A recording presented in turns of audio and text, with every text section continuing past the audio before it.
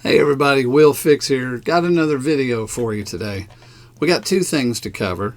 We're going to cover price prediction by someone that is one of the developers of XRP. Price prediction of 10,000. Going to just briefly look at that, talk about that. But we're also going to talk about the XRP paradigm shift.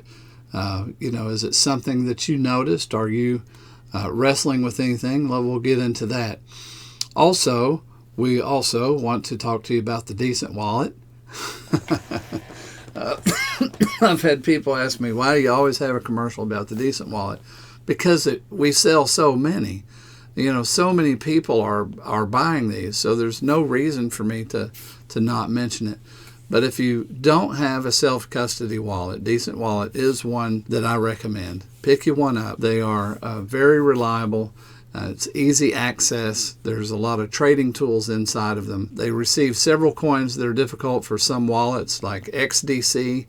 In some wallets is hard to receive. You got to create files or do some weird things. But the Decent Wallet has received several of those difficult coins in an easy manner. You just transfer it in just like any other. So there'll be a link to pop up, or there'll be one in the description or at the end of the video. So if you need one, go ahead and pick yourself one up. Have you perceived a paradigm shift for XRP? I know some have, some haven't. Some are stuck in the old way of thinking. Because it's hard to absorb a new way of thinking. Many times, I own bail bond companies and have done bounty hunting throughout the years. Got a bunch of fun stories that probably this is not the proper platform for those stories, but I got plenty of fun stories, bounty hunting stories. But one of the things would happen that when you bond somebody out, say it's a $50,000 bond, and you've been looking for them for a long time, we generally get 180 days to find them before we have to pay that bond off. Okay, so $50,000, that'll stir your heart a little bit. And so a paradigm forms, a thought process forms, and this person in your mind just becomes this more surreal, or a caricature of itself. It just becomes this mighty thing. It's like, I've got to get this guy kind of a thing.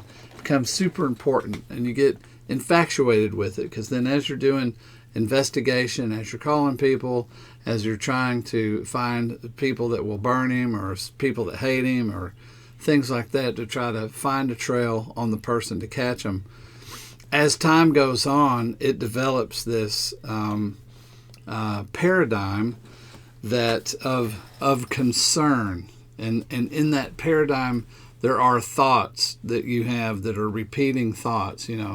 I've got to get this guy, or this is the problem, or I got to get a breakthrough in such and such area, and it's this thing. So then there's the day that you capture the person. So you get them into custody. Now you take them down to the jail. You go to the courts. You file for relief of the bond. Then the bonds, it's over with. Well, even the moment that it's over with, you would think the whole thing would go away and it would just be a sigh of relief. But that paradigm still wraps around you. Almost, it's built itself as its own edifice around you.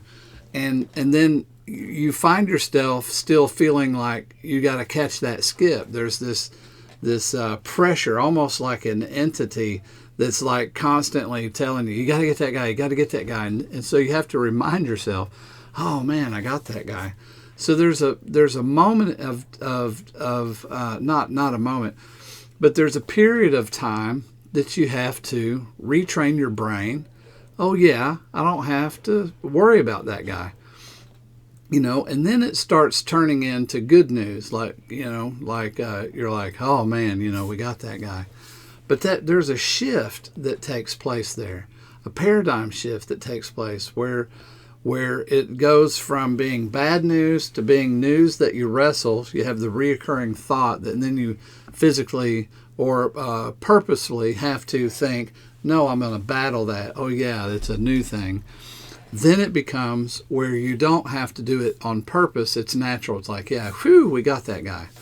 Well, that period of time, can vary depending on how long you had to do this hunt and how big the bond is. The more the concern, then the more it imprints on your mind. And then, the brain does clustering where you have thoughts that cluster together, and those produce emotions, anxiety, like past things that may have happened to you.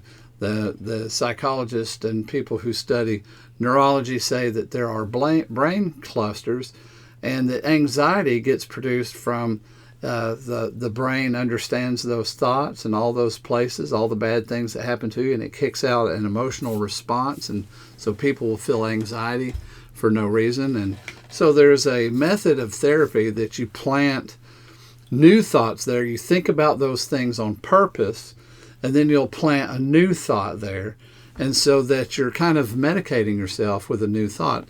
And a real good way is to use Scripture and the reality that the Lord was with you always, and that fear not, only believe. And you can set all of those things amidst that cluster of thoughts, and it kind of inoculates the bad feeling.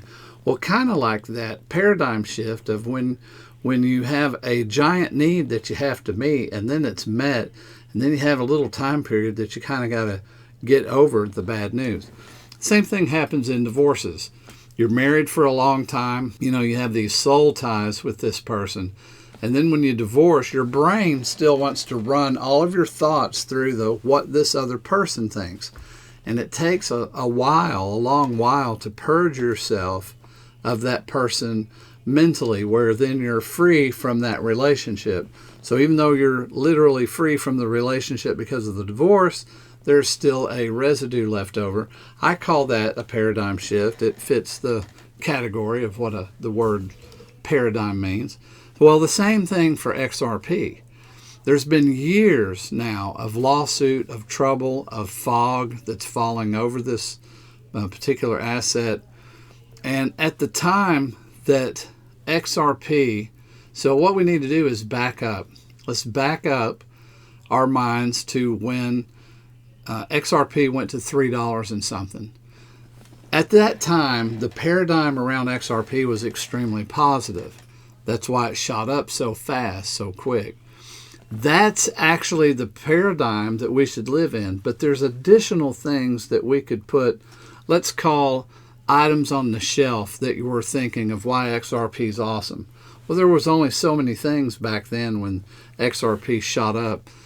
It was mainly cross-border transactions. Well, there's a new paradigm. XRP's changed since that lawsuit began until now, where we have tokenization of real world assets. We have ETFs on the horizon. We have already trust funds that are created. We have the AMM. We have wallets that are going to require XRP in it, for the RLUSD. We have RLUSD. So we have all of these new items to stick on the shelf to say, this is our new paradigm. But I would suggest that many of us are having a problem because it's the old XRP paradigm is still pressing in, like there's still maybe an unsureness. And we haven't been really unchained or released from the idea of the old paradigm, because right now what we have is we know clarity is coming. We know Gary Gensler is gonna we're gonna have a new person in. We know Trump's gonna put in somebody who loves the crypto industry. We know the lawsuit's gonna be over.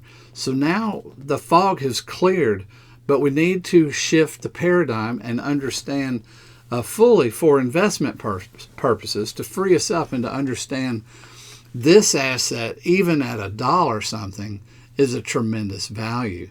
So I'm saying all of that to say, hey, have you had the paradigm shift yet? Some people are able to adapt very quickly. Some people it's slower. For me, it's slower. I'm kind of an emotional person.